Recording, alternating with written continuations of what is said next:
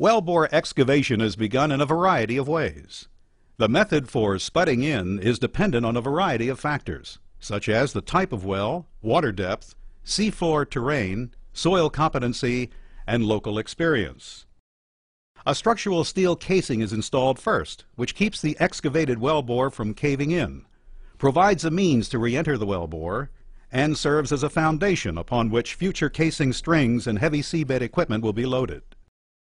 For purposes of this demonstration, all future casings and drill hole diameters will reference a 30-inch structural casing, and this casing will be jetted into place as opposed to cementing it into a pre-drilled 36-inch hole. As shown, the structural casing is run with a permanent guide base, or PGB, attached to its top joint. In this example, an accessory temporary guide base, or TGB, will be run simultaneously with the structural casing and slung below the permanent guide base. When run this way, the temporary guide base will provide additional load-bearing capacity if the structural casing subsides into the seabed enough to allow the PGB's gimbaled bottom to contact the TGB's top funnel. The large surface area of a standard TGB will provide increased load carrying capacity to help support the subsequent casing strings.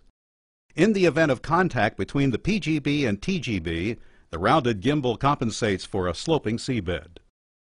The temporary guide base can alternatively be set on the seabed before installation of the structural casing begins, particularly if a hole is to be drilled first. The temporary guide base in that scenario may keep the initial drill bit from skidding on a firm seabed and will make re-entering the wellbore with a structural casing much easier, particularly in areas with strong currents. Whether jetting the structural casing into place or running it into a pre-drilled hole, the casing and PGB system are installed using a running tool connected to a running string of drill pipe. For jetting operations, the casing is lowered into the seabed, while seawater is pumped from the drilling vessel through a drill string that is installed inside the casing down to a jet head, positioned a short distance from the bottom of the casing. As seawater exits the nozzles or jets of the jet head, the soil core accumulating inside the casing pipe is flushed upwards through the annulus between the drill pipe and the internal diameter of the casing. The circulation stream exits the top of the casing and is dispersed into the area around the well. It is critical to control pumping velocities and penetration rates so that the flow does not broach the casing shoe and flow up the outside of the casing. Since a jetted string of structural casing is supported solely by the friction of the seabed layers, the broaching of the casing shoe could result in a less stable foundation. During jetting operations, progress and inclination of the casing is continually monitored by the ROV camera. The signals are transmitted via an umbilical cord to the surface vessel, where the images are displayed on a TV monitor located near the driller's console.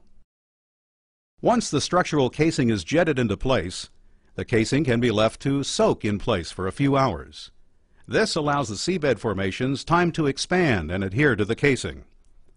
Verification of wellbore stability is accomplished by a gentle pulling and pushing of the drill pipe and running tool. After wellbore stability is verified, the running tool is released and the jetting assembly is retrieved.